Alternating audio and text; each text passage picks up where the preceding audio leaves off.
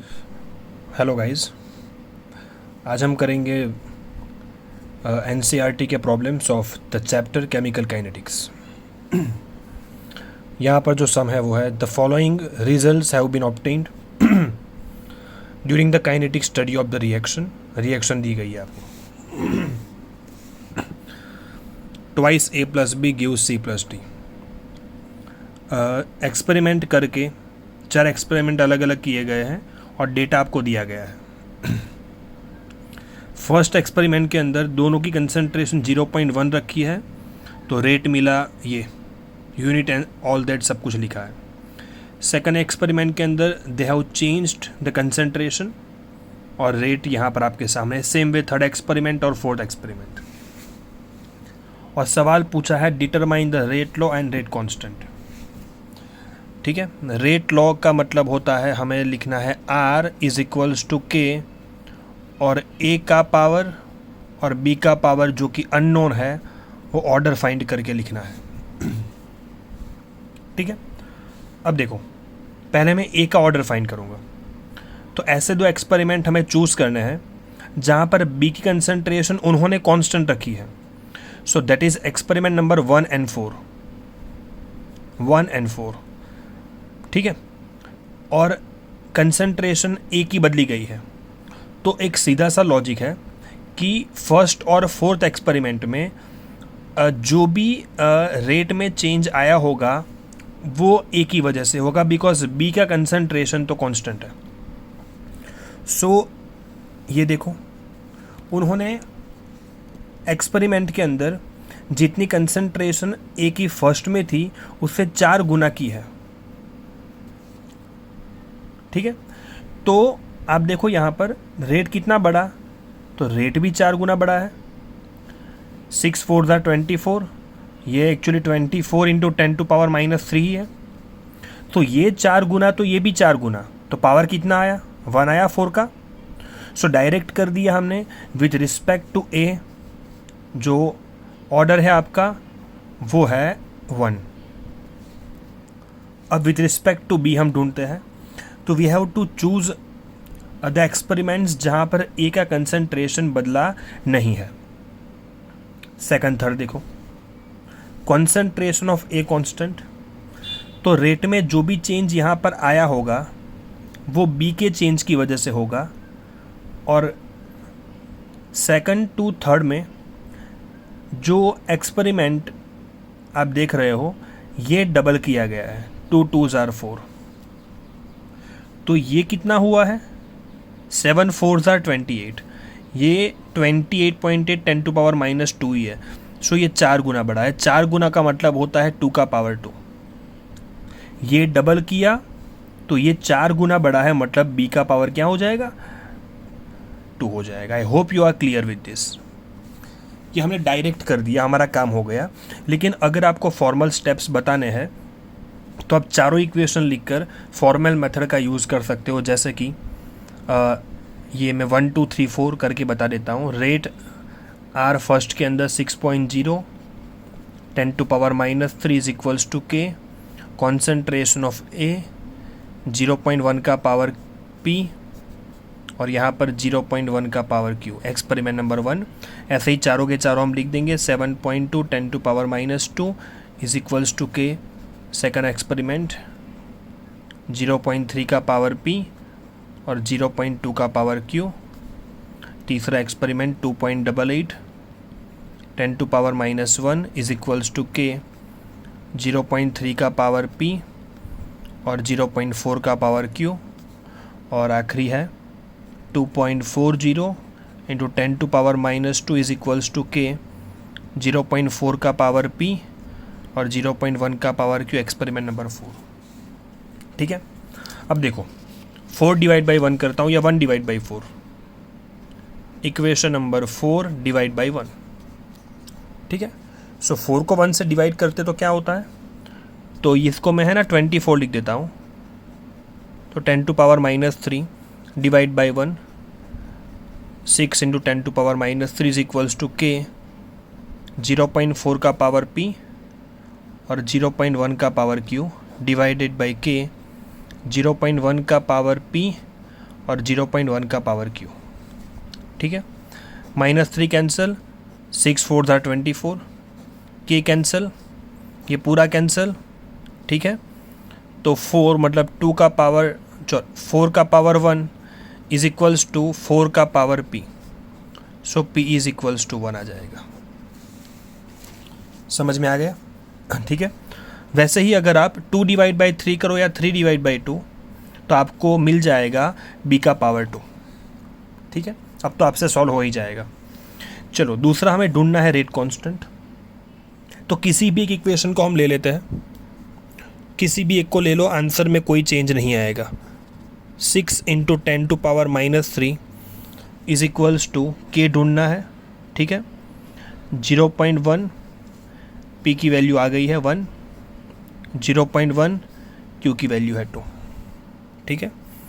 So k is equals to 6 × 10⁻³ ठीक है। 0.1 का पावर 1, 0.1 का पावर 2 मतलब 0.001 हो जाएगा,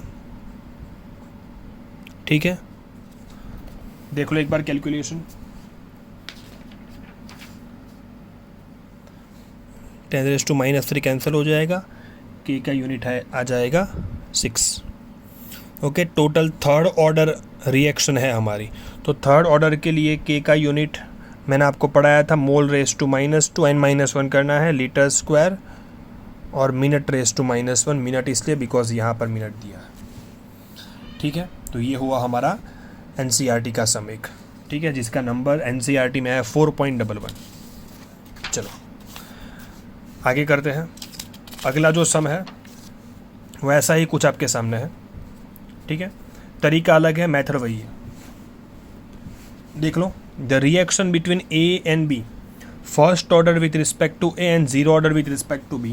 सो रेट में लिख देता हूँ, रेट लो, R is equals to K, A का पावर है 1 और B का पावर है 0। ये आपको सम के अंदर दिया गया है। 4 एक्सपेरिमेंट उन्होंने दिए हैं और सवाल है फिल इन द ब्लैंक्स, ठीक है। चलो आसान सवाल है, देखो A का पावर 1 है, B का पावर 0 है, ये हुआ है डबल,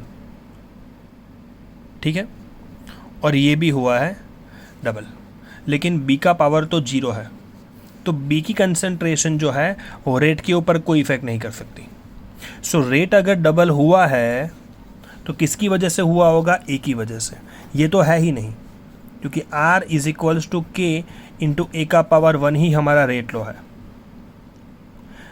सो जो भी रेट में चेंज आया है इसकी वजह से आया है। ये अगर डबल हुआ है, देख लो आप, डबल हुआ तो ये भी क्या हुआ होगा? डबल। तो फर्स्ट ऑर्डर, ये डबल तो ये डबल, तो 2 का पावर 1। समझ में आ गया आपको? पहली ब्लैंक हमने सॉल्व कर दी। वैसे ही ये देखो आप, फर्स्ट और फोर्थ, ठीक है, एक ही कंसंट्रेशन में चेंज नहीं हुआ, सॉरी रेट चेंज नहीं हुआ, तो एक ही कंसंट्रेशन के अंदर भी चेंज नहीं होना चाहिए, ये भी होना चाहिए 0.1, क्योंकि कंसंट्रेशन में चेंज एक ही वजह से ही आने वाला है, ये बात पक्की है। समझ में आ गया? और आखिरी ब्लैंक, ये कंसंट्रेशन ऑफ ए किया है यहाँ पर 4 टाइम्स, 4 गुना किया है उन्होंने, तो ये भी क्या हुआ? 4 गुना हो जाएगा। तो यहाँ पर 2 4 8.0, 10 टू पावर -2। तो ये आपके तीनों ब्लैंक जो है वो हमने फिल कर दी, ठीक है। देख लो सम पूरा बहुत आसान था, लेकिन यहाँ से दिमाग खुल जाता है आपका कि आपको ऑर्डर ऑफ रिएक्शन के सम्स कैसे सॉल्व करने हैं जहाँ पर आपको एक्सपेरिमेंटल डेटा दिया हो। चलो अगला सम जो है, for the first order reaction show that time required for 99% completion is twice than time required for 90% completion. First order है तो उसका integrated rate equation k is equals to 2.303 by t log of a by a minus x, ठीक है। बताइए, आपको बहुत important है ये, तो सबसे ज़्यादा सम्स फर्स्ट ऑर्डर के ही आते हैं। हमें प्रूव करना है, पहले 99% कंप्लीशन की बात करते हैं, ठीक है। सो टाइम फाइंड कर लेते हैं उसका, ठीक है ना। 2.303 बाई के लॉग ऑफ क्या हो जाएगा, ऊपर 1 ले लेते हैं तो डिवाइड बाई क्या हो जाएगा 1 माइनस 0.99, ठीक है। इसको सॉल्व करते हैं तो 2.303 बाई के लॉग ऑफ 1 माइनस 0.99 मतलब हो जाएगा 0.01, 10 raise to minus 2, 10 raise to minus 2 पर जाएगा तो 10 raise to plus 2, so 2 into 2.303 divide by k, क्योंकि लॉग 10 की वैल्यू 1 हो जाएगी। सो ये हुआ टाइम रिक्वायर्ड फॉर 99% कंप्लीशन, ठीक है। चलो अब ढूंढते हैं टाइम फॉर 90%, तो t इज इक्वल्स टू वही 2.303 बाई के log of 1 minus 1 divide by 1 minus 0.90, ठीक है। चलो 2.303 by t log of 1 minus 0.9 मतलब 10 रेज़ टू माइनस 1, ऊपर जाएगा तो 1, लॉग 10 की वैल्यू 1, तो हो जाएगा 2.303 बाई के 90% कंप्लीशन। आप देख सकते हो from equation 1 and 2 it is proved 99% completion का time is double than 90% completion का टाइम। समझ में आ गया आपको? ओके।